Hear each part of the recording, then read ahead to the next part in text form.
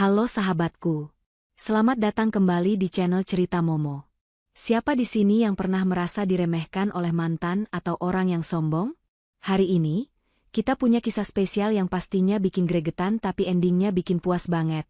Kisah tentang seorang wanita yang datang ke pesta pernikahan mantannya, bukan untuk menangis, tapi untuk membongkar sebuah kebohongan besar yang tersimpan di leher sang pengantin baru.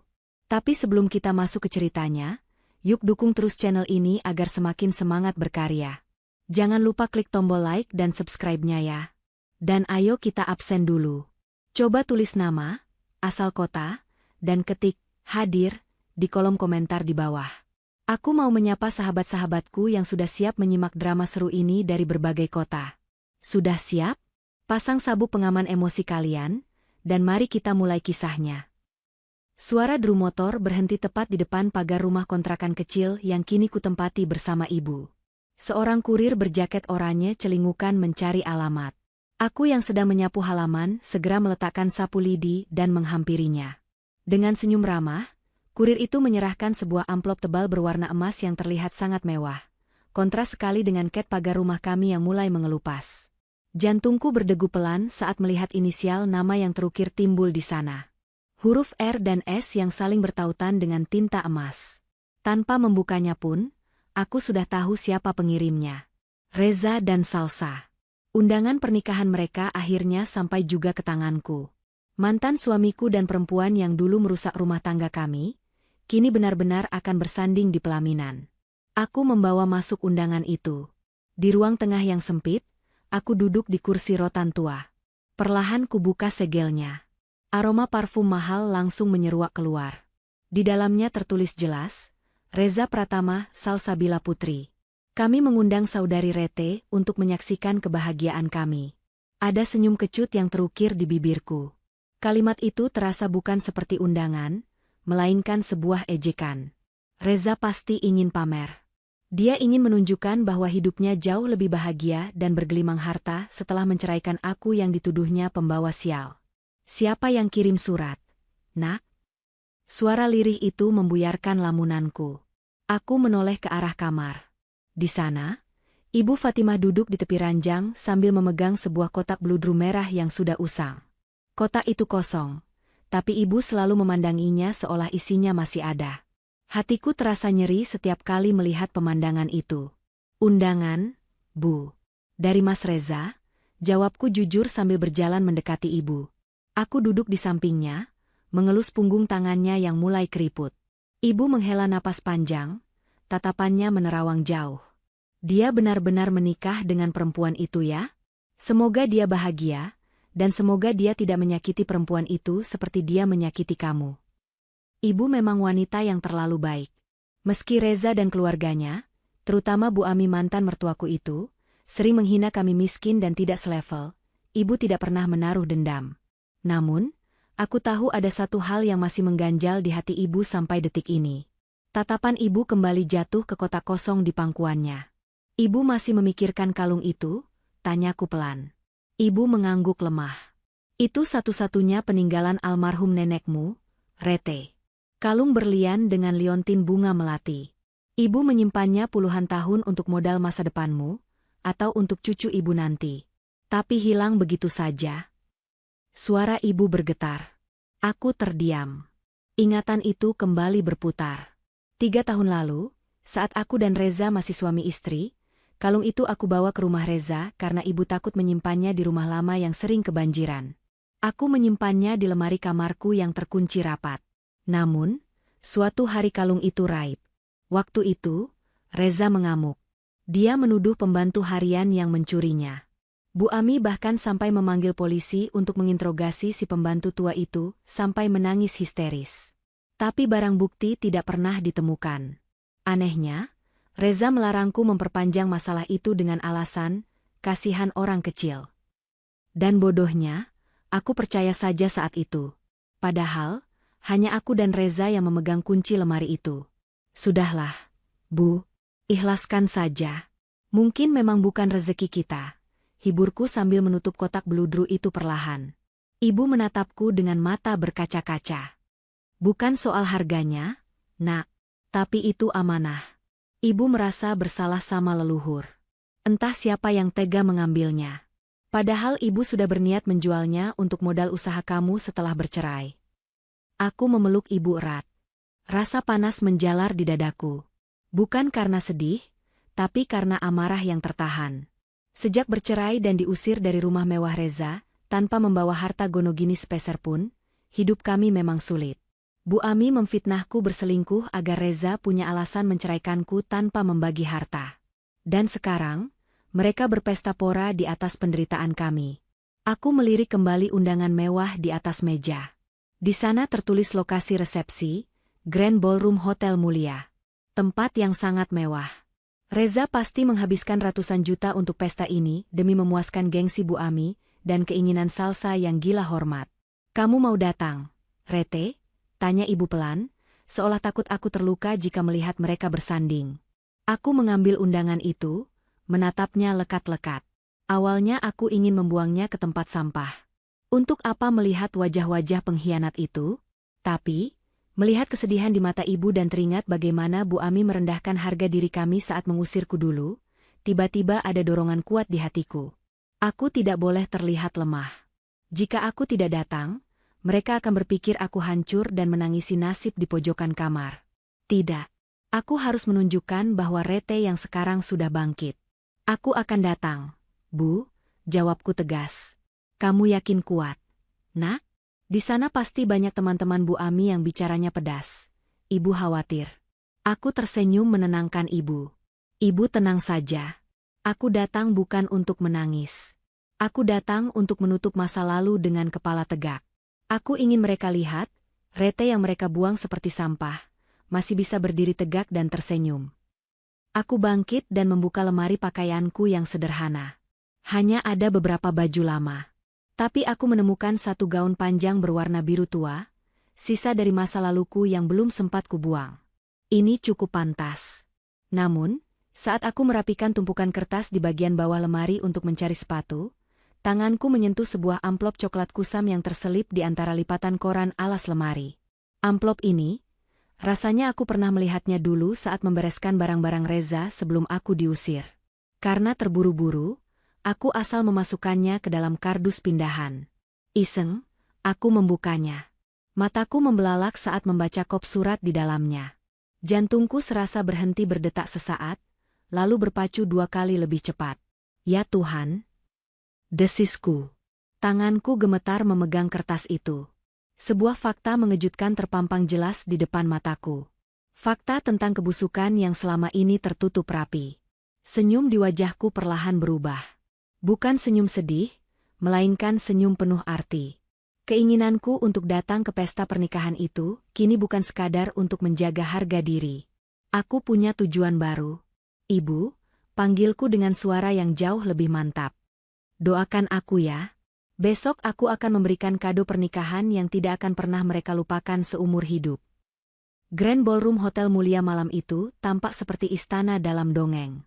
Lampu gantung kristal raksasa memancarkan cahaya keemasan, memantul indah di lantai marmer yang dipoles licin. Deretan mobil mewah berjejer rapi di lobi, menurunkan tamu-tamu undangan yang berpakaian glamor. Di antara kemewahan itu, sebuah taksi online berhenti di pinggir lobi. Aku turun dengan hati-hati, merapikan gaun biru tua sederhana yang membalut tubuhku. Meskipun gaun ini tidak baru dan tidak bertabur payet mahal seperti gaun para tamu lainnya, aku melangkah dengan dagu terangkat. Aku bukan lagi Rete yang dulu selalu menunduk takut di hadapan keluarga Reza.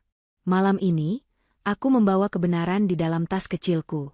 Di pintu masuk, karangan bunga ucapan selamat berjejer sepanjang koridor. Nama Reza dan Salsa tertulis besar-besar dengan tinta emas. Melihat nama mereka bersanding membuat perutku sedikit mual. Teringat bagaimana Salsa dulu sering mengirim pesan-pesan teror padaku saat aku masih sah menjadi istri Reza. Dia wanita yang tidak punya hati, dan Reza adalah pria yang tidak punya pendirian. Pasangan yang serasi dalam keburukan. Selamat malam, Bu. Silakan, sapa penerima tamu dengan ramah, meski tatapannya sempat meneliti penampilanku dari ujung kaki ke ujung kepala. Mungkin dia heran melihat tamu yang datang tanpa perhiasan mencolok di leher atau pergelangan tangan. Aku baru saja hendak melangkah masuk ke aula utama, ketika sebuah suara melengking yang sangat familiar menusuk telingaku. Ya ampun, mataku tidak salah lihat? Ada gembel nyasar ke pesta orang kaya? Langkahku terhenti. Aku menoleh perlahan. Di sana, berdiri Bu Ami dengan kebaya merah menyala yang dipenuhi bros emas di dadanya. Dia berdiri dikelilingi teman-teman sosialitanya, memegang kipas tangan dengan gaya angkuh. Wajahnya yang dipoles make-up tebal menyeratkan rasa jijik saat melihatku. Bu Ami, sapaku singkat, tanpa senyum, tanpa rasa takut. Bu Ami tertawa sinis, sengaja mengeraskan suaranya agar orang-orang di sekitar kami menoleh. Berani sekali kamu menampakkan muka di sini, Rete. Mau apa kamu? Mau minta sumbangan? Atau mau numpang makan enak karena di rumahmu cuma makan tahu tempe? Teman-teman Bu Ami ikut terkikik, menutup mulut mereka dengan tangan yang penuh cincin berlian. Ini mantan menantumu yang kampungan itu ya, Jeng Ami? Wah, berani juga dia datang. Dulu, kalimat seperti itu pasti sudah membuatku lari ke kamar mandi dan menangis sesenggukan. Tapi air mataku sudah kering untuk orang-orang seperti mereka. Aku menatap lurus ke mata Bu Ami yang penuh kebencian. Saya datang karena diundang, Bu. Bukankah ibu sendiri yang menyuruh Reza mengirim undangan ke rumah kontrakan saya? Mungkin ibu ingin pamer kalau anak ibu sudah sukses menipu. Ah maaf. Maksud saya sukses mendapatkan istri baru yang kaya raya, jawabku dengan nada tenang namun menusuk. Wajah Bu Ami merah padam. Dia tidak menyangka aku akan berani menjawab. Dia maju selangkah, menunjuk wajahku dengan kipasnya. Jaga mulutmu. Salsa itu wanita terhormat, bukan sepertimu yang cuma bisa menyusahkan suami. Lihat pesta ini. Ini semua dibiayai oleh Reza dan keluarga Salsa. Kamu pasti iri kan? Kamu pasti menyesalkan sudah dicerai Reza dan sekarang hidup melarat. Aku tersenyum tipis. Saya tidak pernah menyesal lepas dari keluarga yang tidak menghargai manusia, Bu. Justru saya datang untuk memastikan, apakah kebahagiaan yang dibangun di atas penderitaan orang lain itu bisa bertahan lama. Kurang ajar, desis Bu Ami.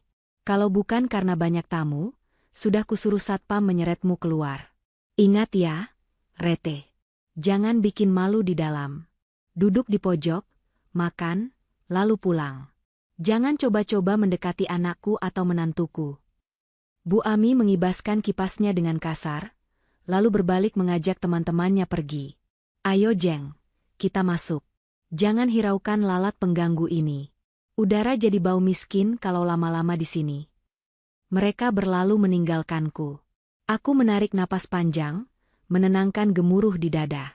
Kata-kata Bu Ami memang menyakitkan, tapi itu justru semakin meyakinkan aku bahwa keputusanku untuk datang sudah tepat. Kesombongan mereka harus diberi pelajaran. Aku melangkah masuk ke dalam ballroom. Pemandangan di dalam jauh lebih megah. Dekorasi bunga segar di mana-mana. Pelaminan megah setinggi 3 meter berdiri di ujung ruangan dengan latar belakang kain beludru emas. Musik orkestra mengalun lembut mengiringi obrolan para tamu. Mataku menyapu ruangan, mencari sosok pengantin. Dan di sanalah mereka. Reza berdiri gagah dengan setelan jas hitam mengkilap, tersenyum lebar menyalami para pejabat yang datang.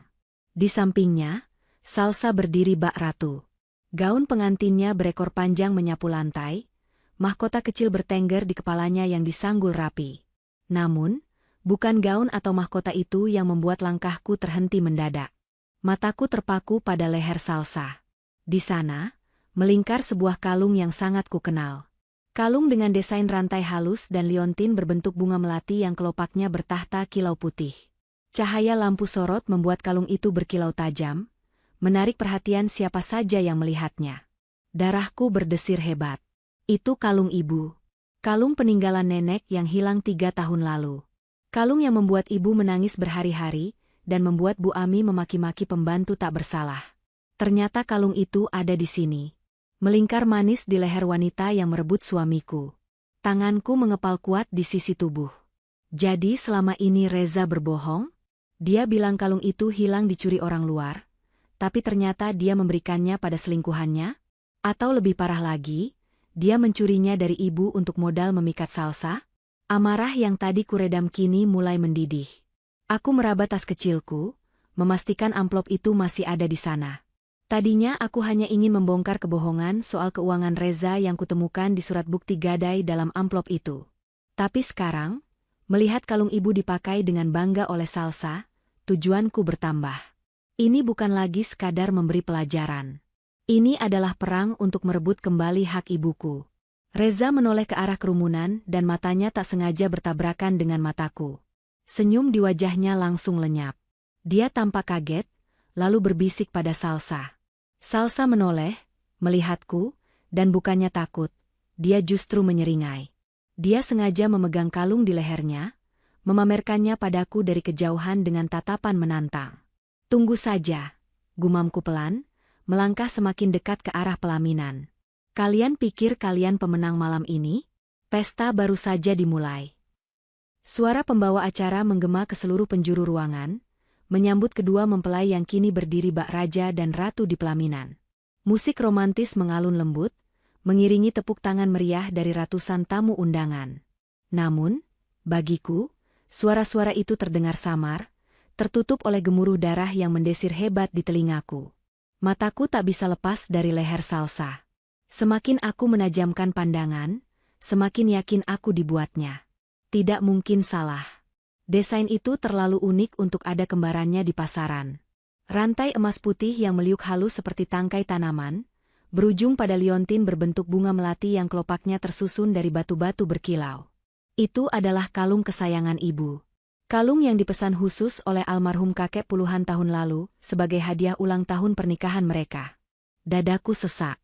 Ingatanku terlempar kembali ke 3 tahun yang lalu. Hari itu, rumah kami gempar.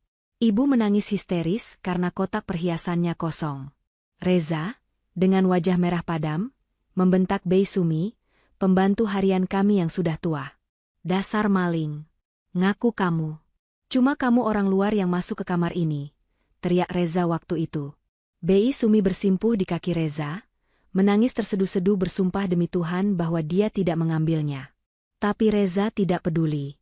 Dia menyeret wanita tua itu keluar, mempermalukannya di depan tetangga, bahkan mengancam akan memenjarakannya jika Bei Sumi berani menampakkan batang hidungnya lagi di kompleks kami. Aku yang waktu itu membela Bei Sumi justru dimarahi Bu Ami, dibilang terlalu lugu dan gampang dibodohi orang miskin. Dan sekarang, kalung yang menjadi penyebab air mata ibu dan kehancuran harga diri Bei Sumi itu, bertengger manis di leher istri baru Reza. Cantik sekali ya kalungnya. Bisik seorang ibu-ibu bergaun brokat hijau yang berdiri tak jauh di depanku dalam antrean salaman. Iya, Jeng. Katanya itu warisan turun-temurun keluarga Reza. Nilainya ratusan juta. Bu Ami tadi cerita dengan bangganya. Sahut temannya. Warisan keluarga Reza? Cuy. Kebohongan macam apa lagi yang mereka jual? Reza bahkan tidak punya warisan apa-apa selain utang gengsi yang menumpuk. Keluarga mereka memang terlihat kaya raya dari luar, tapi aku tahu betul, bisnis Bu Ami sedang seret dan Reza seringgali lubang tutup lubang. Aku mengepalkan tangan erat-erat. Rasa sakit hati melihat benda itu dipakai oleh Salsa jauh lebih besar daripada rasa cemburu melihat mereka menikah. Itu bukan sekadar perhiasan. Itu adalah harga diri ibuku. Itu adalah tabungan nyawa ibu. Bagaimana bisa Reza setega itu? Mencuri dari mertuanya sendiri, menumbalkan orang kecil, lalu memberikannya pada selingkuhannya sebagai simbol cinta? Biadab. Antrean tamu yang hendak bersalaman mulai bergerak perlahan menaiki tangga pelaminan. Aku ikut mengantre, menyusup di antara para tamu yang wangi dan perlente. Jantungku berpacu cepat, bukan karena gugup, tapi karena adrenalin yang memuncak. Di atas panggung, Salsa tampak sangat menikmati momennya. Sesekali dia menyentuh liontin di lehernya, memastikannya terlihat jelas oleh fotografer yang terus menjepret. Dia tersenyum lebar, memamerkan gigi putihnya, seolah dia adalah wanita paling beruntung di dunia. Dia tidak tahu, benda yang dibanggakannya itu menyimpan kutukan air mata orang-orang yang tersakiti.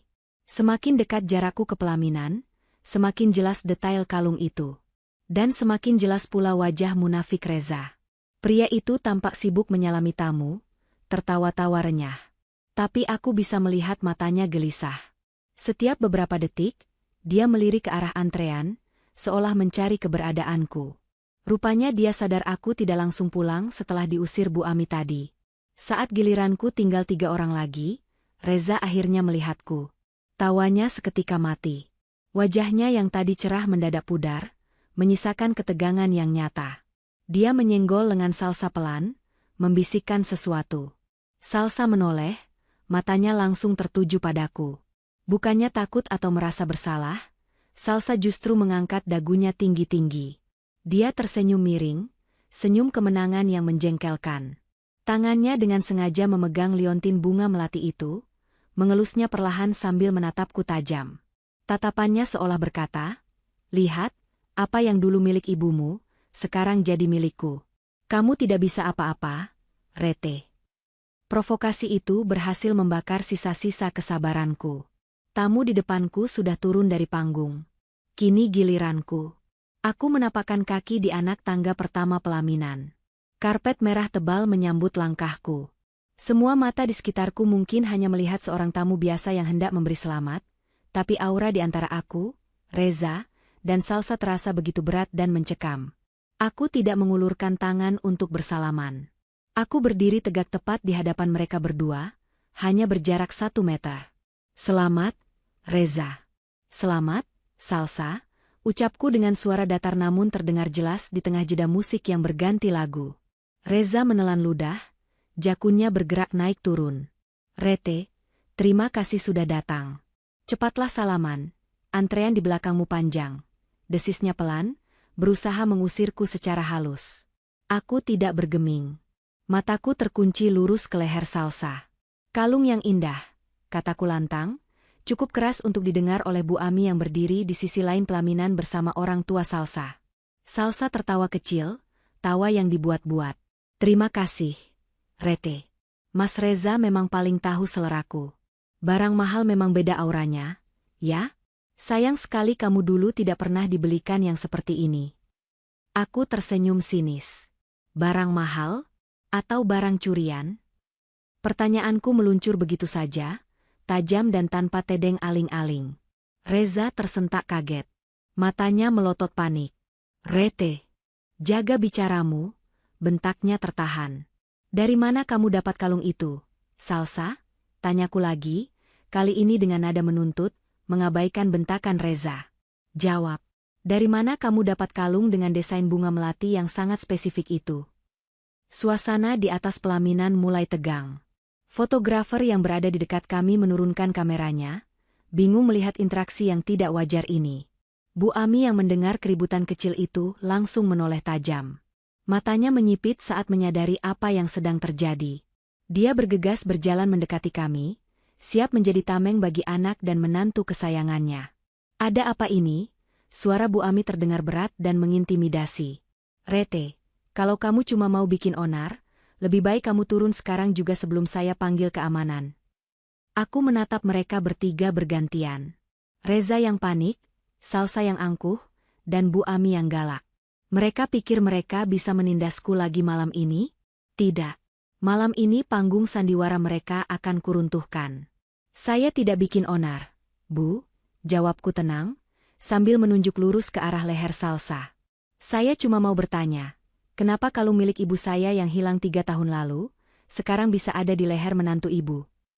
Pertanyaan itu menggantung di udara, seolah membekukan waktu selama beberapa detik.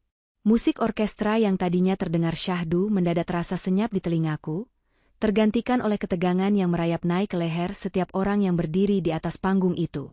Wajah Bu Ami berubah dari merah pada menjadi ungu karena menahan amarah. Dia tidak terima pesta kebanggaannya dirusak oleh pertanyaan yang menurutnya sangat tidak masuk akal. Dengan gerakan kasar, Bu Ami menepis tanganku yang masih menunjuk ke arah leher Salsa. "Tutup mulutmu, Rete," desis Bu Ami, suaranya bergetar menahan emosi agar tidak meledak di depan para tamu VIP. "Jangan menyebarkan fitnah murahan di sini. Kamu pikir siapa dirimu, hah? Datang-datang langsung menuduh menantuku mencuri? Dasar perempuan tidak tahu diuntung." Aku tidak mundur selangkah pun. "Saya tidak menuduh tanpa alasan, Bu. Saya mengenali kalung itu. Itu kalung yang Ibu Fatimah tangisi siang malam 3 tahun lalu." "Reza tahu persis hal itu," kataku sambil mengalihkan tatapan tajamku ke arah Reza. Reza tampak seperti cacing kepanasan. Keringat dingin mulai bermunculan di dahinya yang tertutup bedak tipis. Dia berusaha menghindari kontak mata denganku, matanya bergerak liar mencari petugas keamanan. Rete, kamu pasti salah lihat. Ini beda. Model seperti ini banyak di pasaran, elak Reza terbata-bata. Namun, Salsa justru bereaksi sebaliknya. Dia tidak terlihat takut atau gugup sama sekali. Wanita itu justru membusungkan dadanya dengan angkuh, seolah menantangku untuk melihat lebih jelas kilau perhiasan yang melingkar di leher jenjangnya. Dia tertawa kecil, sebuah tawa yang terdengar sangat meremehkan di telingaku. Aduh, Mas Reza, mantan istrimu ini lucu sekali ya. Sindir Salsa sambil mengibaskan tangan di depan wajahku, pamer cincin yang juga berkilauan. Rete sadar diri dong. Kalung ini harganya ratusan juta. Mana mungkin ibumu yang tinggal di kontrakan sempit itu punya barang semewah ini? Jangan-jangan ibumu dulu cuma punya imitasi plastik. Lalu kamu halu mengira itu sama dengan berlian asliku ini. Kata-kata Salsa bagaikan bensin yang disiramkan ke dalam api. Dia menghina ibu. Darahku mendidih. Jaga bicaramu, Salsa. Ibuku tidak pernah memakai barang palsu. Balasku tegas. Halah, alasan, potong Salsa cepat. Dia melangkah maju, memperpendek jarak di antara kami hingga aku bisa mencium aroma parfum mahalnya yang menyengat. Asal kamu tahu ya, Mas Reza memberikan ini padaku sebagai bukti cintanya. Dia bilang ini adalah warisan keluarga Ningrat yang hanya pantas dipakai oleh wanita berkelas. Bukan wanita kampungan sepertimu yang bisanya cuma menumpang hidup. Salsa menoleh manja ke arah Reza, meminta pembelaan. Iya kan, Mas? Bilang sama dia, Mas. Reza tampak terjepit. Dia melirik Bu Ami yang menatapnya penuh tanya, lalu melirik Salsa, dan terakhir menatapku dengan sorot mata memohon agar aku diam. Namun, ego laki-lakinya memaksanya untuk tetap berakting. Iya, jawab Reza, suaranya dipaksakan terdengar berwibawa. Ini simpanan pribadiku, Rete. Aku membelinya dari kolektor perhiasan lama. Kamu jangan mengada-ada. Jangan karena kamu tidak mampu memilikinya, lalu kamu mengklaim barang orang lain sebagai milikmu. Kebohongan itu meluncur begitu mulus dari mulut Reza. Aku menatapnya dengan rasa tidak percaya. Pria yang dulu pernah berjanji sehidup semati denganku, kini berdiri di sana, memutarbalikkan fakta demi menutupi boroknya sendiri. Dia bahkan berani mengarang cerita tentang kolektor perhiasan di depan ibunya sendiri. Bu Ami, yang mendengar pengakuan anaknya, langsung mendapatkan angin segar. Kepercayaan dirinya kembali melambung. Dia merasa di atas angin. Dengar itu, sentak Bu Ami sambil menunjuk wajahku dengan telunjuknya yang runcing. Anakku membelinya mahal. Warisan atau beli? Yang jelas itu bukan milik ibumu. Dasar gila harta. Sudah dicerai masih saja mau merampok harta mantan suami. Apa kamu tidak punya malu? Suara keributan kami mulai menarik perhatian tamu-tamu yang berada di barisan depan antrean. Bisik-bisik mulai terdengar riuh di bawah panggung. Itu kenapa ribut-ribut ya? Itu mantan istrinya Reza kan? Kok berani banget ngamuk di pelaminan? Katanya nuduh pengantin wanitanya maling kalung. Salsa menyadari perhatian orang mulai tertuju pada kami. Bukannya malu, dia justru memanfaatkan momen ini untuk semakin memojokkanku. Dia sengaja mengeraskan suaranya, berakting seolah dialah korban yang dizalimi. Ya ampun, Mbak Rete, kalau Mbak butuh uang, bilang saja. Jangan bikin drama seperti ini di hari bahagia saya, ucap Salsa dengan nada dibuat-buat sedih, tapi matanya memancarkan kelicikan. Saya tahu hidup Mbak susah setelah Mas Reza tinggalkan, tapi tolonglah punya harga diri sedikit. Masa barang seserahan saya mau diakui juga. Hatiku sakit, tapi aku menahan diri untuk tidak menampar wajahnya yang penuh kepalsuan itu. Aku menarik napas dalam-dalam, berusaha tetap waras di tengah kepungan orang-orang manipulatif ini. Kalian boleh tertawa sekarang, kataku dingin, menatap mereka satu persatu. Kalian boleh mengarang cerita tentang warisan Ningrat atau kolektor perhiasan. Tapi Reza. Aku menatap tajam tepat ke manik mata mantan suamiku itu. Kamu tahu persis ada tanda cacat kecil di bagian pengait kalung itu, karena pernah terjepit tang saat diperbaiki almarhum bapakku dulu. Berani kamu menyuruh Salsa melepasnya dan kita cek bersama di sini. Wajah Reza seketika memucat. Dia tahu aku tidak berbohong. Dia tahu detail itu. Salsa yang tidak tahu apa-apa, hendak membuka mulut untuk melawan lagi, tapi Reza buru-buru memegang lengan istrinya itu. Cengkeramannya terlihat kuat, menahan Salsa agar tidak bertindak bodoh. Cukup, bentak Reza, kali ini nadanya terdengar panik, bukan marah. Keamanan. Mana keamanan? Tolong bawa wanita gila ini keluar. Dia mengganggu kenyamanan tamu-tamu saya. Reza memilih jalan pengecut. Dia tidak berani membuktikan ucapanku. Dia memilih mengusirku sebelum kebohongannya terkelupas. Dua orang petugas keamanan berseragam safari hitam, berbadan tegap segera berlari menaiki tangga pelaminan. Mereka mendekatiku dengan wajah garang. Maaf, Bu. Mohon tinggalkan tempat ini, ucap salah satu petugas sambil mencoba meraih lenganku. Aku menepis tangan petugas itu dengan kasar. Jangan sentuh saya. Saya bisa jalan sendiri. Aku mundur selangkah, menatap Reza dengan tatapan yang syarat akan peringatan. Kamu mengusirku karena kamu takut ketahuan, Reza. Tapi ingat, mengusirku dari panggung ini tidak akan menghapus fakta bahwa kamu adalah pencuri. Bawa dia pergi. Cepat, teriak Bu Ami histeris, tidak sabar melihatku enyah dari pandangannya. Salsa tersenyum puas melihatku digiring mundur oleh petugas keamanan. Dia merasa menang telak. Dia merangkul lengan Reza dengan manja, lalu berbisik cukup keras hingga aku masih bisa mendengarnya. Dasar gembel. Mimpi saja sana punya berlian. Aku membiarkan diriku digiring turun dari pelaminan. Tapi aku tidak berjalan menuju pintu keluar gedung. Langkahku mantap. Tanganku merogoh ke dalam tas kecilku, memastikan amplop itu siap kukuak isinya. Pertunjukan sesungguhnya belum dimulai. Mereka pikir mereka sudah menang karena berhasil mengusirku dari panggung? Salah besar. Justru dari bawah panggung inilah, aku akan meruntuhkan istana pasir mereka.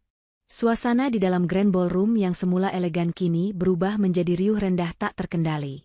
Para tamu undangan tidak lagi fokus pada hidangan mewah di meja mereka, melainkan menjulurkan leher ingin melihat drama yang sedang terjadi di dekat panggung pelaminan. Aku menyentakkan tanganku kuat-kuat hingga terlepas dari cengkeraman petugas keamanan, saat kami baru menuruni separuh anak tangga panggung. Saya bilang jangan sentuh. Saya bisa jalan sendiri, bentakku pada petugas itu. Petugas itu tampak ragu sejenak, melihat ke arah panggung menunggu instruksi selanjutnya. Di atas sana, Bu Ami melihat aku berhenti dan belum benar-benar keluar dari ruangan. Dia sadar, bisik-bisik para tamu mulai terdengar tidak sedap. Nama baik keluarga besarnya sedang dipertaruhkan. Wanita parubaya itu tidak tinggal diam. Dengan langkah tergesa namun tetap berusaha terlihat anggun, dia menyambar mikrofon dari tangan MC yang bengong. Suara dengungu feedback mikrofon memekakan telinga sejenak, membuat semua orang menutup telinga dan suasana menjadi hening seketika. Bu Ami berdiri di tengah panggung, tepat di depan Reza dan Salsa, memosisikan dirinya sebagai pelindung sekaligus korban. Mohon perhatiannya sebentar, bapak-bapak dan ibu-ibu sekalian. Suara Bu Ami menggema lantang lewat pengeras suara. Wajahnya dipasang sedemikian rupa, campuran antara ekspresi prihatin, marah, dan terhina. Saya mewakili keluarga besar, memohon maaf yang sebesar-besarnya atas insiden memalukan barusan, ucap Bu Ami dengan nada dramatis, matanya menatap tajam ke arahku yang berdiri kaku di bawah panggung. Sungguh, kami tidak menyangka pesta suci ini akan dikotori oleh orang yang punya penyakit hati. Dia menunjuk lurus ke arahku. Semua mata di ruangan itu sontak tertuju padaku. Lampu sorot yang tadinya menerangi kue pengantin, entah kenapa seolah ikut menyorotku, membuatku merasa telanjang di hadapan ratusan pasang mata yang menghakimi. Perempuan yang berdiri di sana itu, lanjut Bu Ami, suaranya mulai bergetar, aktingnya sungguh luar biasa. Dia adalah Rete, mantan menantu saya. Kami sudah berbaik hati mengundangnya demi menjaga tali silaturahmi. Tapi lihat balasannya, air susu dibalas air tuba. Para tamu mulai bergeleng-geleng kepala, termakan narasi Bu Ami. Dia datang ke sini bukan untuk mendoakan, tapi untuk membuat onar. Seru Bu Ami semakin berapi-api.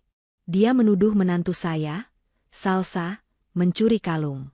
Padahal semua orang tahu, Rete ini stres berat sejak dicerai oleh Reza anak saya.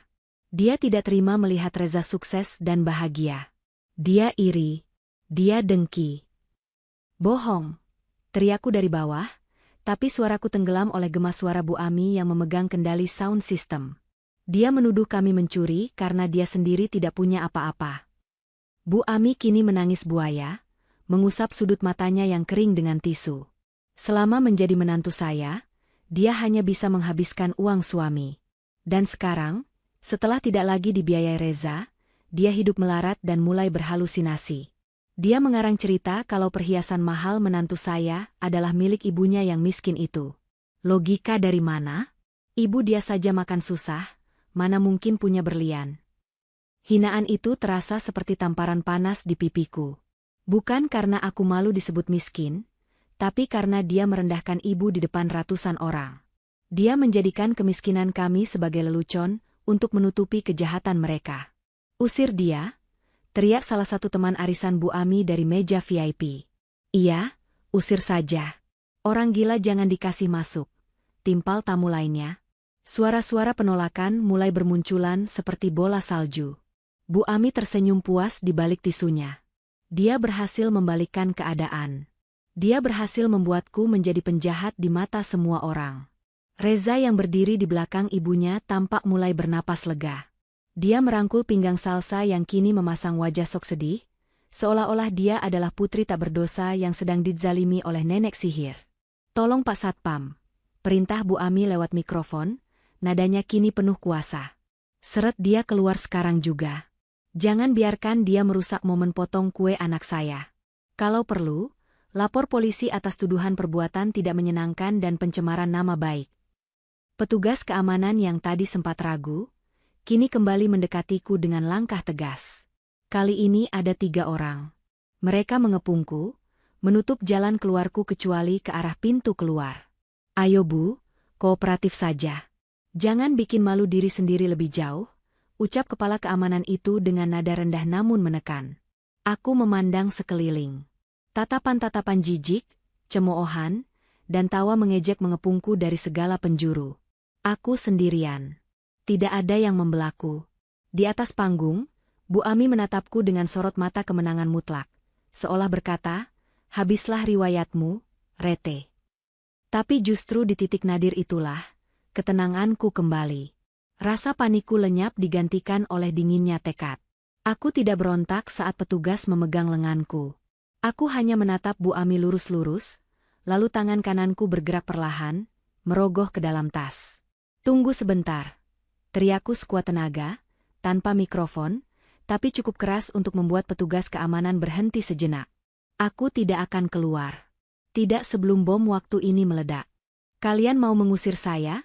Tanyaku sambil mengangkat amplop coklat di tanganku tinggi-tinggi. Silakan. Tapi setelah saya keluar dari pintu itu, saya akan langsung ke kantor polisi dengan bukti ini. Dan pesta kalian akan berakhir di jeruji besi. Ancaman itu membuat Bu Ami terdiam. Mikrofon di tangannya turun sedikit. Dia melihat amplop di tanganku dengan kening berkerut. Dia mungkin berpikir itu hanya gertakan sambal. Tapi Reza, aku melihat dari celah bahu petugas keamanan, wajah Reza berubah menjadi seputih kertas saat melihat warna amplop yang kupegang. Dia mengenali amplop itu. Apa itu? Tanya Bu Ami curiga, suaranya terdengar lagi lewat pengeras suara. Jangan coba-coba menakuti kami dengan sampah. Aku tersenyum miring. Ibu bilang saya pembohong? Ibu bilang saya halusinasi? Ibu bilang saya miskin dan tidak mungkin punya berlian. Aku menepis tangan Satpam sekali lagi, lalu berjalan mundur perlahan menuju tengah ruangan, di mana posisi MC berdiri dengan mikrofon cadangan di tangannya. Kalau begitu, biarkan saya membuktikan siapa sebenarnya yang pembohong di sini. Bu Ami, tantangku. Izinkan saya membacakan satu surat ini.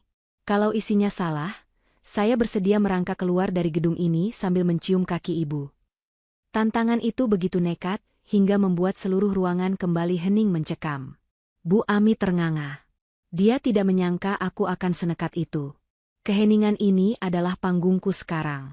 Dan Bu Ami, tanpa sadar, baru saja memberiku sorotan utama.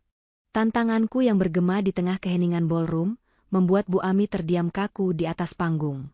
Mulutnya yang tadi lincah mencaci maki kini terkatup rapat. Matanya menatap nanar pada amplop coklat di tanganku. Dia tidak tahu apa isinya, tapi instingnya sebagai orang yang menyembunyikan bangkai pasti mencium bahaya. Namun, reaksi paling keras justru datang dari Reza. Melihat amplop itu, ketenangan Reza yang sedari tadi dia pertahankan hancur berkeping-keping. Dia tahu persis amplop apa itu. Itu adalah amplop yang dia sembunyikan rapat-rapat di bawah tumpukan baju bekas sebelum dia menceraikanku. Wajahnya yang tadi pucat kini berubah menjadi merah padam karena panik bercampur amarah.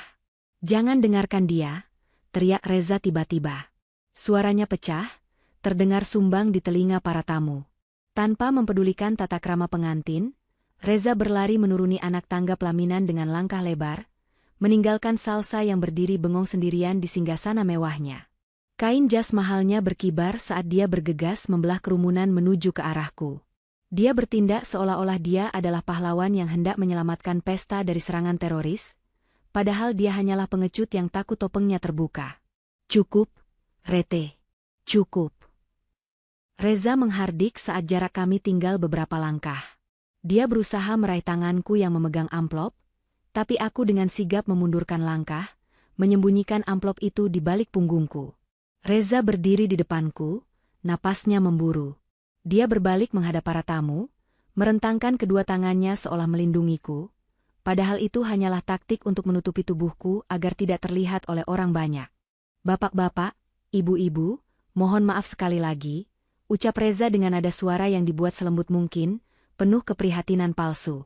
"Tolong dimaklumi. Mantan istri saya ini, kondisi mentalnya memang sedang tidak stabil sejak kami berpisah. Dia sering berhalusinasi dan mengarang cerita untuk mencari perhatian." Darahku mendidih mendengar fitnah keji itu. Dia menggunakan kesehatan mental sebagai senjata untuk membungkamku.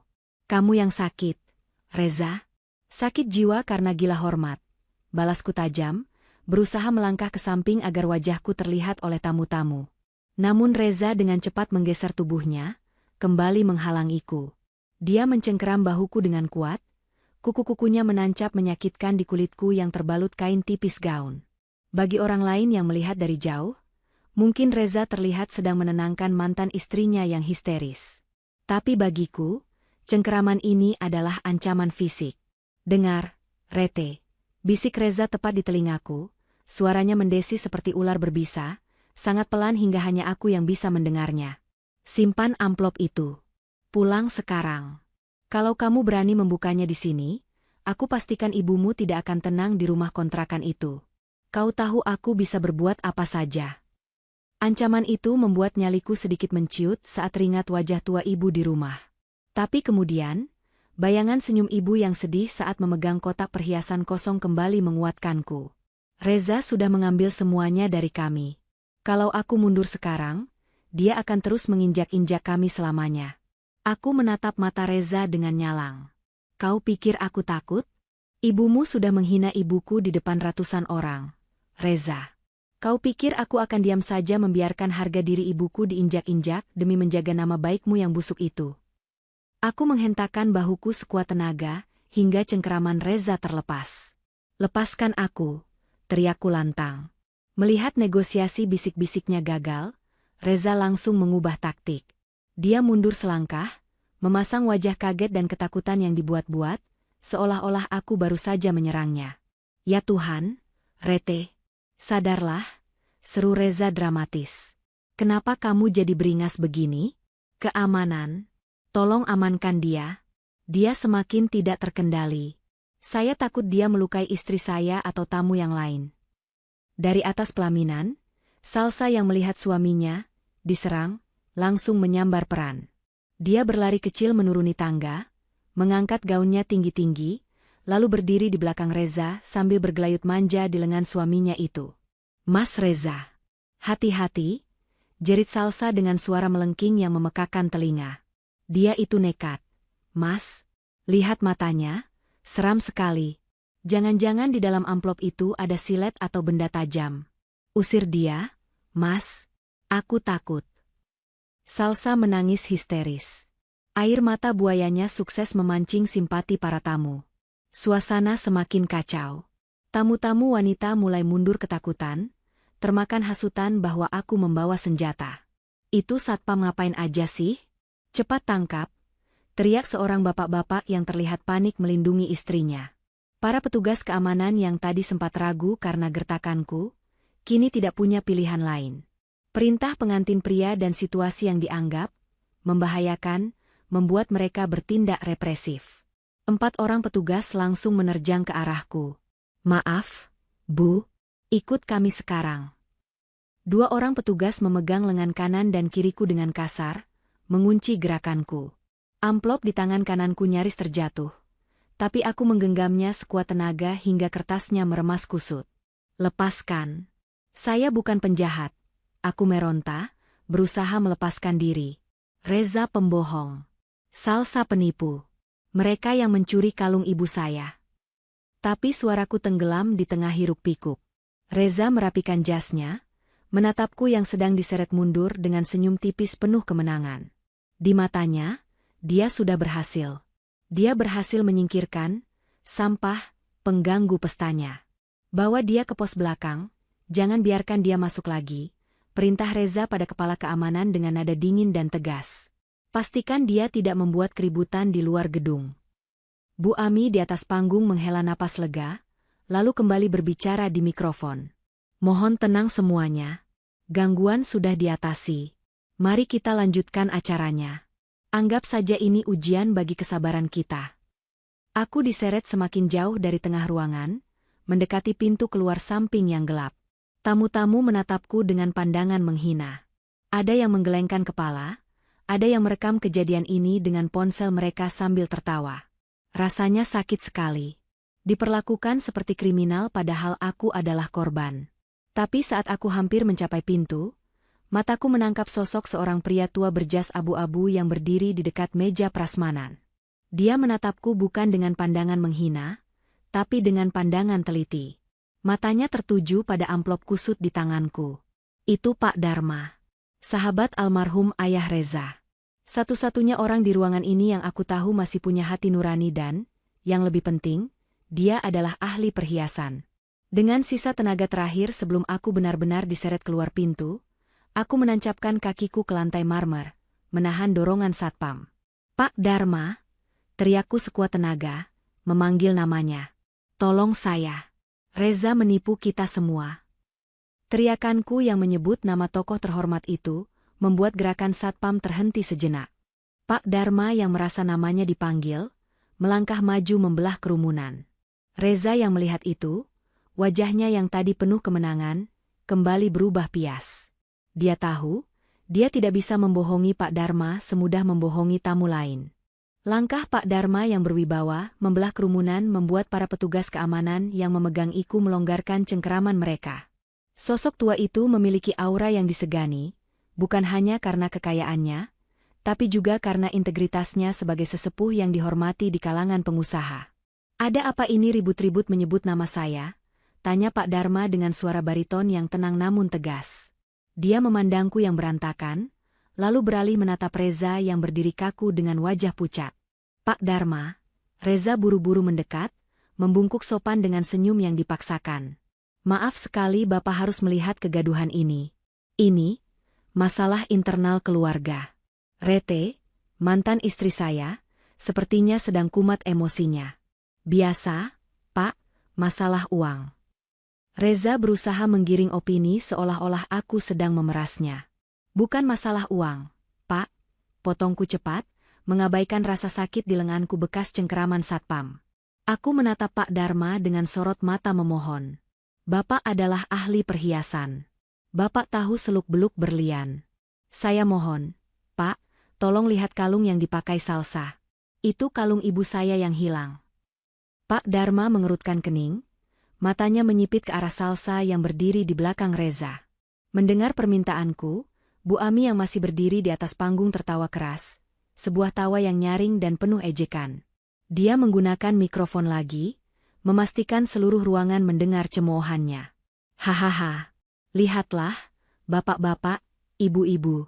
Sekarang dia mau melibatkan Pak Dharma dalam imajinasinya," seru Bu Ami lantang. Red, saking miskinnya kamu sampai tidak bisa membedakan mana berlian asli mana kaca, lalu minta ahli sekelas Pak Dharma untuk mengeceknya? Apa kamu tidak malu? Salsa, yang merasa mendapat dukungan penuh dari ibu mertuanya, ikut maju. Dia mengangkat dagunya, menepuk-nepuk kalung di lehernya dengan gaya angkuh. Sudahlah, Pak Dharma.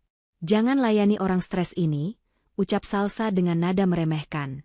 Dia cuma iri karena Mas Reza membelikan saya perhiasan mahal, sedangkan dia dulu cuma dikasih janji manis. Wajar kalau dia histeris. Namanya juga orang susah yang mendadak ditinggal sukses mantan suami. Reza mengangguk cepat. Betul, Pak. Rete ini datang ke sini tanpa diundang. Aku diundang. Teriakku memotong kebohongan Reza. Dan sekarang membuat keributan karena tidak dikasih uang pesangon lebih. Lanjut Reza, menaikkan suaranya untuk menutupi suaraku. Maafkan kelancangannya, Pak Dharma. Keamanan, kenapa diam saja? Bawa dia keluar. Jangan biarkan Pak Dharma terganggu oleh pengemis ini. Kata, pengemis, itu seperti komando bagi para tamu undangan. Mereka yang tadinya diam, kini mulai ikut tertawa. Tawa itu bermula dari meja teman-teman arisan Bu Ami, lalu menyebar seperti wabah ke seluruh ruangan. Turun, turun, teriak seseorang dari kerumunan. Dasar tidak tahu malu. Sudah dicerai ya sadar diri dong. Mau nipu Pak Dharma dia? Hahaha, kasihan sekali hidupnya. Suara tawa dan cemoohan itu berdengung di telingaku, memekakan dan menyakitkan. Aku melihat wajah-wajah mereka. Wajah-wajah orang kaya yang merasa dirinya suci, menertawakan seorang wanita yang berjuang sendirian demi keadilan ibunya. Mereka tidak tahu apa-apa, tapi mereka menghakimiku seolah aku adalah sampah paling kotor di ruangan ini. Pak Dharma tampak ragu sejenak. Dia melihat ke arah Reza yang begitu yakin, lalu ke arahku yang terlihat menyedihkan dengan rambut sedikit acak-acakan dan gaun murah. Keraguan di mata Pak Dharma dimanfaatkan oleh Reza. Ayo, Pak. Mari saya antar kembali ke meja VIP. Biar satpam yang mengurus sampah ini, ajak Reza sambil merangkul bahu Pak Dharma, berusaha menjauhkannya dariku. Aku merasa duniaku runtuh. Bahkan Pak Dharma pun mulai berbalik badan. Harapanku seolah tertutup rapat. Tawa Bu Ami dan Salsa di atas panggung semakin menjadi-jadi, seolah merayakan kemenangan mereka atas harga diriku yang baru saja mereka injak-injak sampai hancur. Lihat tuh mukanya. Mau nangis dia. Seru Salsa sambil menunjukku, memancing gelak tawa tamu lain. Makanya, kalau miskin jangan banyak gaya. Pulang sana ke kontrakanmu. Air mataku hampir jatuh, tapi aku menahannya sekuat tenaga. Tidak. Aku tidak boleh menangis di depan mereka. Jika aku menangis, mereka menang. Jika aku pergi sekarang, ibu di rumah akan terus hidup dalam bayang-bayang kesedihan karena kehilangan peninggalan orang tuanya. Rasa sakit hati ini berubah menjadi bahan bakar yang membakar habis rasa takutku. Biar saja mereka tertawa. Biar saja seluruh dunia menganggapku gila. Aku masih punya satu kartu terakhir. Kartu yang sedari tadi kugenggam erat, hingga amplopnya meremuk di tanganku. Saat petugas keamanan kembali menarik lenganku dengan kasar untuk menyeret keluar, aku menghentakkan kakiku kuat-kuat ke lantai marmer. Tunggu! Teriakku, kali ini bukan teriakan minta tolong, tapi teriakan perintah yang begitu keras hingga urat leherku menonjol. Gema suaraku membuat tawa di ruangan itu mereda sedikit, berganti dengan gumaman heran. Kalian tertawa? Tanyaku dengan napas memburu, menatap tajam ke sekeliling ruangan, lalu tatapanku berhenti tepat di wajah Reza yang baru saja hendak melangkah pergi. Kalian menertawakan saya? Kalian pikir saya mengarang cerita? Aku mengangkat tangan kananku tinggi-tinggi. Amplop coklat yang sudah kusut itu kini menjadi pusat perhatian. Reza, panggilku lantang. Kamu boleh membohongi Pak Dharma. Kamu boleh membohongi istrimu. Kamu boleh membohongi semua orang di sini dengan mulut manismu. Tapi kamu lupa satu hal. Aku merobek ujung amplop itu dengan kasar. Suara kertas yang sobek terdengar jelas di keheningan yang mulai mencekam kembali. Reza berbalik badan. Matanya terbelalak melihat apa yang kulakukan. Wajahnya yang tadi penuh percaya diri, kini runtuh ketika digantikan oleh teror yang nyata. Jangan, Rete. Kubilang jangan, teriak Reza panik, kali ini dia tidak lagi peduli dengan image-nya. Dia berlari menerjang ke arahku, berusaha merebut kertas itu. Tapi dia terlambat. Kalian pikir saya tidak punya bukti? Aku menarik keluar secari kertas dari dalam amplop. Kertas itu bukan surat cinta, bukan surat utang, melainkan sebuah dokumen yang akan membungkam tawa mereka selamanya. Salsa di atas panggung masih sempat berteriak, "Allah, paling cuma kertas bon utang. Usir dia." Aku menatap Salsa dengan tatapan iba sekaligus dingin. Bon utang? Bukan, Salsa. Ini adalah jawaban kenapa lehermu terasa gatal memakai berlian itu. Petugas keamanan mencoba menangkapku lagi, tapi aku melompat naik ke atas kursi kosong terdekat agar posisiku lebih tinggi. Dengan tangan gemetar karena emosi, aku membuka lipatan kertas itu lebar-lebar dan mengarahkannya ke lampu sorot agar semua orang bisa melihat kop suratnya. "Baca ini," teriakku menggema. Dan berhenti tertawa. Di atas kursi itu, aku berdiri seperti patung monumen yang membawa vonis. Lampu kristal ballroom menyorot kertas yang kupegang, membuat setiap huruf di sana seolah menyala. Reza terhenti langkahnya beberapa meter dariku, napasnya tersengal. Dia tahu dia sudah kalah cepat. Wajahnya bukan lagi pucat, tapi kelabu seperti mayat.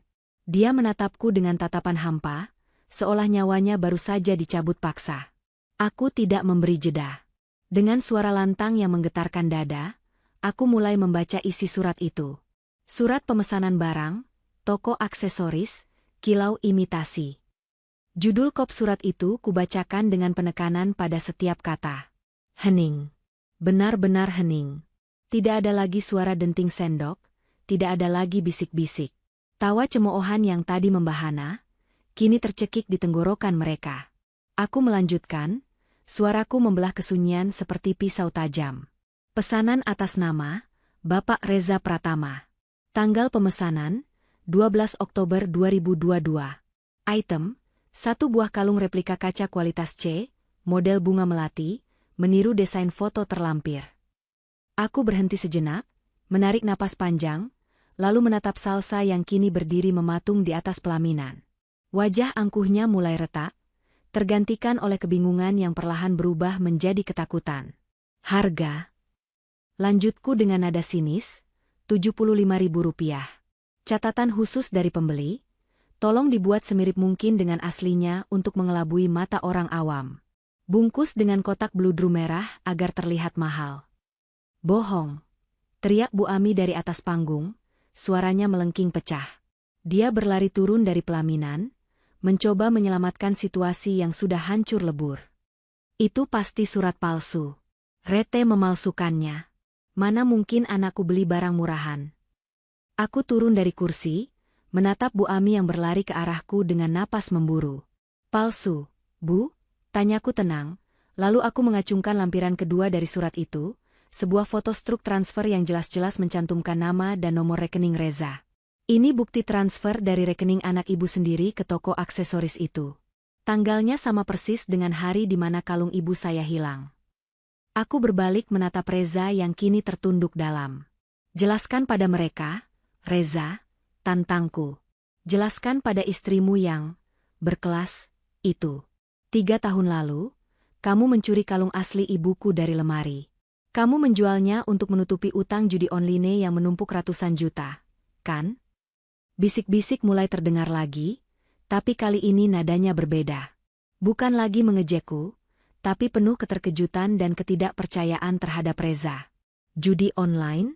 Reza main judi? Ya ampun, jadi kalung itu palsu. Gila, harganya cuma 75.000, padahal Salsa pamer katanya ratusan juta." Salsa di atas pelaminan tampak gemetar. Dia menyentuh kalung di lehernya dengan tangan yang bergetar hebat. Wajahnya pucat pasi, matanya bolak-balik menatap Reza dan kalung itu. "Mas," panggil Salsa lirih, tapi suaranya terdengar jelas karena mikrofon di dekatnya masih menyala. "Mas Reza, ini bohong kan? Kamu bilang ini warisan leluhur. Kamu bilang ini berlian Eropa." Reza diam 1000 bahasa. Dia tidak berani mengangkat wajahnya. Melihat Reza diam, Pak Dharma yang sedari tadi menyimak dengan seksama, akhirnya bergerak. Wibawanya sebagai ahli perhiasan membuat kerumunan memberinya jalan. Dia berjalan mendekati Salsa di pelaminan, menaiki tangga dengan langkah berat. "Maaf, Nak Salsa," ucap Pak Dharma sopan tapi tegas. "Boleh saya lihat sebentar?" Salsa yang sedang syok hanya dia mematung, membiarkan Pak Dharma mendekat. Pria tua itu mengeluarkan sebuah lope kecil, kaca pembesar khusus perhiasan, dari saku jasnya, benda yang selalu ia bawa kemana-mana. Dia mengamati liontin bunga melati di leher Salsa.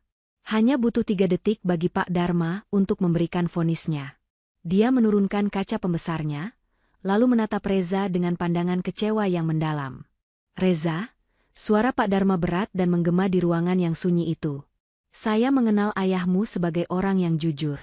Tapi kamu..." Pak Dharma menggelengkan kepala, lalu berbalik menghadap para tamu undangan. "Benar apa yang dikatakan Rete," umum Pak Dharma lantang. "Benda yang melingkar di leher pengantin wanita ini bukan berlian.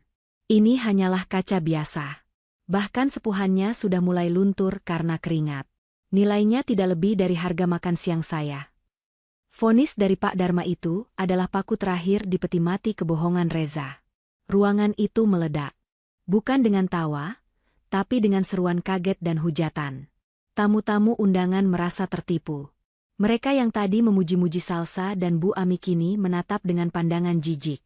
Keluarga besar Salsa yang duduk di barisan depan tampak murka. Ayah Salsa berdiri dengan wajah merah padam, menatap menantunya dengan tatapan ingin membunuh. Salsa menjerit. Jeritan yang menyayat hati, penuh rasa malu dan amarah yang tak tertahankan. Dia merasa dunia runtuh menimpanya. Dia baru saja dipamerkan sebagai ratu, tapi sedetik kemudian dia ditelanjangi sebagai badut yang memakai sampah kaca di lehernya. "Salsa, dengar dulu." Reza mencoba mendekat, akhirnya membuka suara. "Jangan sentuh aku," teriak Salsa histeris. Dia mundur menjauh, menatap suaminya seperti melihat monster. "Kamu penipu. Kamu bilang kamu kaya. Kamu bilang kamu pengusaha sukses. Ternyata kamu maling. Kamu kasih aku sampah." Aku berdiri diam di tengah kekacauan itu, menatap mereka dengan perasaan yang sulit kujelaskan. Ada rasa puas, tentu saja. Tapi ada juga rasa miris melihat bagaimana sebuah kebohongan besar akhirnya meledak menghancurkan segalanya. Bu Ami, yang tadi begitu garang, kini terduduk lemas di lantai ballroom. Kakinya tak kuat menopang tubuhnya lagi. Kipas mahalnya tergeletak di lantai, terinjak-injak oleh tamu yang mulai beranjak pergi karena muak. Reza berdiri sendirian di tengah caci maki. Dia menatapku sekilas. Tatapan itu bukan lagi tatapan meremehkan, tapi tatapan orang yang kalah telak. Aku melipat kembali surat bukti itu dan memasukkannya ke dalam saku. Misiku di sini sudah selesai. Kebenaran sudah terungkap. Kalung asli ibu memang sudah hilang dijual bajingan ini, tapi setidaknya, harga diri ibu sudah kembali. Tidak ada lagi yang akan berani menghina ibu miskin atau pembohong. Justru merekalah yang kini memikul label itu seumur hidup. "Selamat menikmati pestamu, Reza," gumamku pelan, lalu berbalik badan hendak meninggalkan ruangan yang kini riuh rendah oleh drama keluarga yang memalukan itu. Namun, drama itu belum berakhir.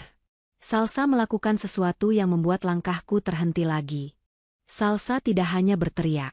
Rasa malunya sudah mencapai ubun-ubun, membakar akal sehatnya hingga menjadi abu. Di depan ratusan pasang mata, dia melakukan tindakan yang menjadi puncak kehancuran pesta itu. Dengan tangan gemetar karena amarah yang meledak-ledak, Salsa mencengkram kalung di lehernya. Dia tidak peduli jika kulit lehernya lecet atau sakit. Dia menarik rantai kalung itu dengan sekuat tenaga, seolah benda itu adalah ular berbisa yang sedang membelitnya. "Salsa, jangan!" seru Reza panik, mencoba menahan tangan istrinya. Tapi tenaga orang yang sedang kalap sungguh luar biasa. Krak! Suara rantai putus terdengar jelas, karena posisi mereka dekat dengan mikrofon. Salsa berhasil merenggut kalung itu lepas dari lehernya.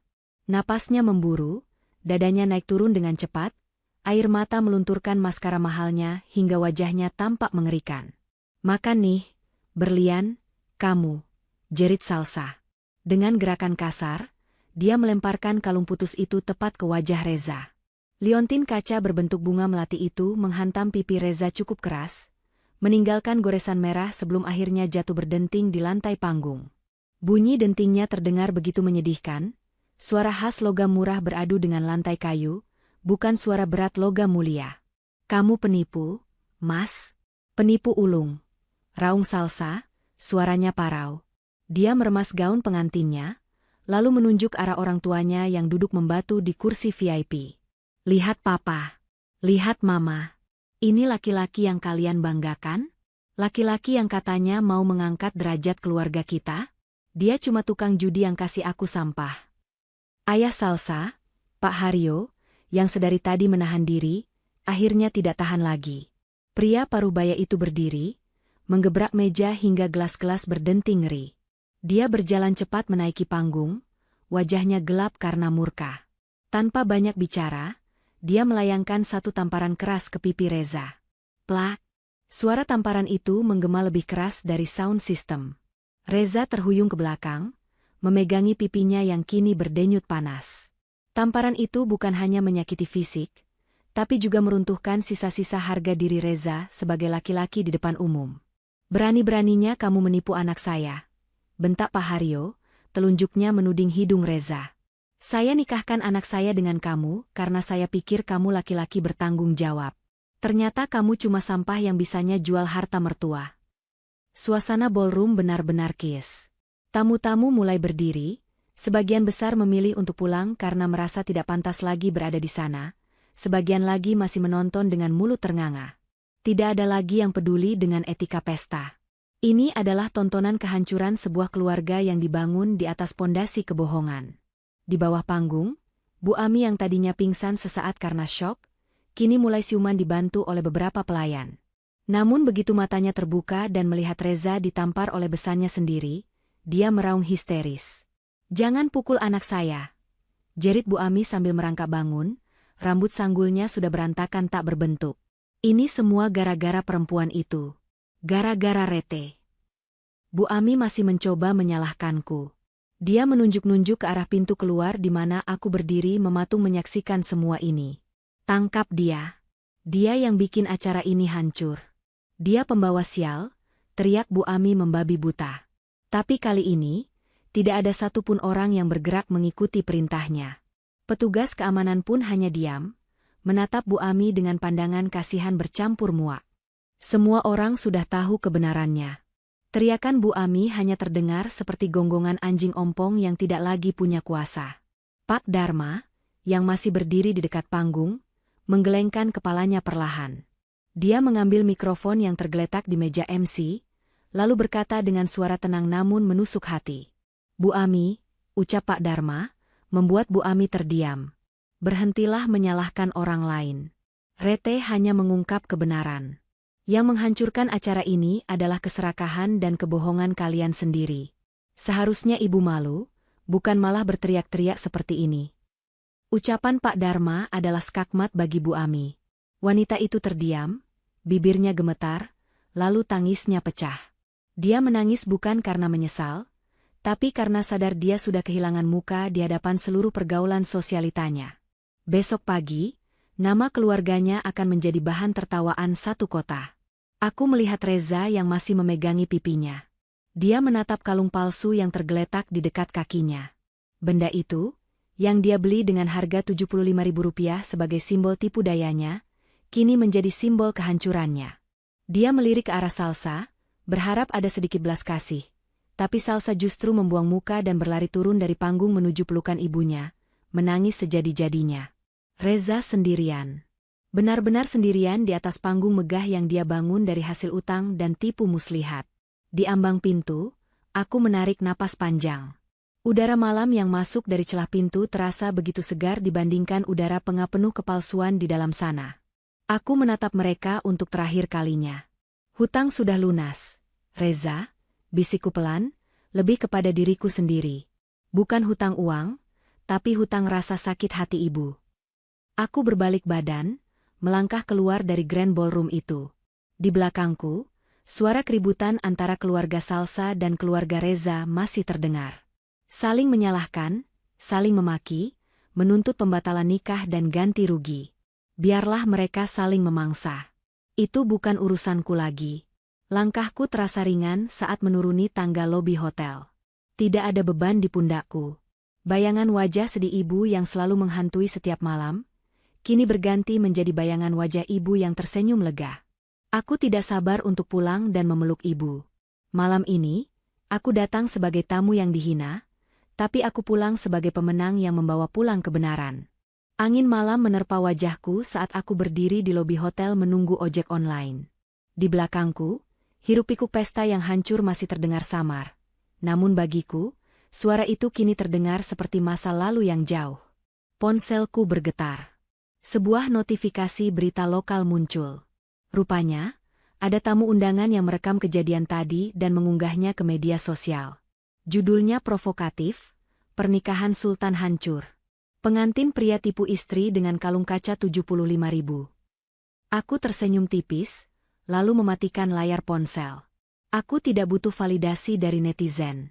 Tugasku sudah selesai. Perjalanan pulang terasa begitu damai. Lampu-lampu kota Semarang yang biasanya terlihat semrawut, malam ini tampak indah. Sesampainya di depan pagar rumah kontrakan, aku melihat lampu ruang tengah masih menyala. Ibu pasti belum tidur. Assalamualaikum, ucapku pelan saat membuka pintu. Ibu sedang duduk di kursi rotan yang sama, masih memegang tasbih. Wajah tuanya menoleh cepat, menatapku dengan cemas. Dia buru-buru berdiri dan menghampiriku, memeriksa wajahku seolah takut aku terluka. Waalaikumsalam. Rete, kamu sudah pulang. Nak, bagaimana di sana? Tanya ibu terbata-bata. Bu Ami tidak menyakiti kamu, kan? Tidak ada yang menghina kamu, kan? Aku menatap mata ibu yang teduh itu. Mata yang 3 tahun ini selalu menyimpan rasa bersalah, karena merasa teledor menghilangkan kalung warisan. Aku meraih kedua tangan ibu yang kasar, menggenggamnya erat. Bu, panggilku lembut. Mulai malam ini, ibu tidak perlu lagi merasa bersalah soal kalung nenek. Ibu mengernyit bingung. Maksudmu apa, Nak? Aku menarik napas panjang, lalu tersenyum lega. Kalung itu tidak hilang karena ibu teledor. Kalung itu tidak dicuri oleh Bei Sumi atau siapapun. Kalung itu diambil oleh Reza, Bu. 3 tahun lalu. Dia menjualnya untuk judi. Ibu ternganga, menutup mulutnya dengan tangan yang gemetar. Astagfirullah. Jadi, Reza? Iya, Bu. Dan malam ini, dia mencoba menipu istri barunya dengan kalung kaca seharga Rp75.000. Mengaku-ngaku kalau itu kalung ibu yang hilang dulu. Aku menceritakan semuanya pada ibu. Tidak ada yang kusembunyikan. Aku menceritakan bagaimana surat itu membungkam kesombongan Bu Ami, bagaimana Pak Dharma membongkar kepalsuan kalung itu, dan bagaimana Salsa melempar sampah itu ke wajah Reza. Mendengar ceritaku, ibu tidak tertawa senang. Ibu justru menangis. Dia memelukku erat, menumpahkan air mata di bahuku. Bukan tangis kesedihan, melainkan tangis kelegaan yang luar biasa. Beban berat yang menghimpit dadanya selama 3 tahun ini akhirnya terangkat. Ya Allah, ibu kira ibu sudah gila karena lupa menaruh barang. Isak ibu. Ternyata dia yang mengambilnya. Teganya dia, Nak, padahal ibu sudah menganggap dia anak sendiri. Aku mengusap punggung ibu. Sudah, Bu. Yang penting sekarang semuanya jelas. Allah sudah menunjukkan siapa yang benar dan siapa yang salah. Kita memang kehilangan kalung itu selamanya, tapi kita mendapatkan kembali harga diri kita. Malam itu, kami tidur dengan nyenyak. Jauh lebih nyenyak dari malam-malam sebelumnya. Keesokan harinya, berita tentang pernikahan Reza dan Salsa menjadi viral. Kabar yang kudengar dari tetangga lama, Salsa langsung mengajukan gugatan cerai dan pembatalan nikah keesokan harinya. Keluarga Salsa juga menuntut Reza dan Bu Ami atas tuduhan penipuan mahar. Bu Ami dikabarkan jatuh sakit. Terkena serangan stroke ringan karena tidak kuat menanggung malu saat ditagih hutang oleh para vendor pesta yang ternyata belum dilunasi oleh Reza. Reza sendiri? Dia menghilang entah kemana, dikejar-kejar oleh penagih utang dan polisi. Hidupnya yang dia bangun dengan pondasi kebohongan, runtuh dalam sekejap mata, tepat di hari yang seharusnya menjadi hari paling bahagia baginya. Sore itu, aku duduk di teras rumah kontrakan, menemani ibu minum teh. Langit senja berwarna jingga keemasan. Tidak ada kemewahan di sini, tidak ada lampu kristal, tidak ada gaun mahal, dan tidak ada kalung berlian. Tapi di sini ada ketenangan. Di sini ada kejujuran. Ibu tersenyum padaku, senyum yang lepas tanpa beban. Rete, tehnya manis sekali hari ini. Aku membalas senyum ibu. Iya, Bu. Semanis hidup kita yang baru. Aku menyadari satu hal. Kilau berlian memang indah, tapi kilau kebenaran jauh lebih abadi. Reza mungkin pernah mencuri kalung kami, tapi dia tidak akan pernah bisa mencuri kebahagiaan kami lagi. Aku menyeruput teh hangatku, menutup kisah masa lalu itu rapat-rapat, dan bersiap menyongsong masa depan yang bersih tanpa bayang-bayang kepalsuan. Tamat. Pesan moral. Kebenaran itu seperti emas. Meski dikubur dalam lumpur kebohongan sekalipun, ia akan tetap bersinar saat waktunya tiba. Jangan pernah membangun kebahagiaan di atas penderitaan orang lain dan pondasi kepalsuan. Karena sepandai-pandainya bangkai ditutupi, baunya pasti akan tercium juga. Kejujuran yang menyakitkan jauh lebih mulia daripada kebohongan yang memanjakan.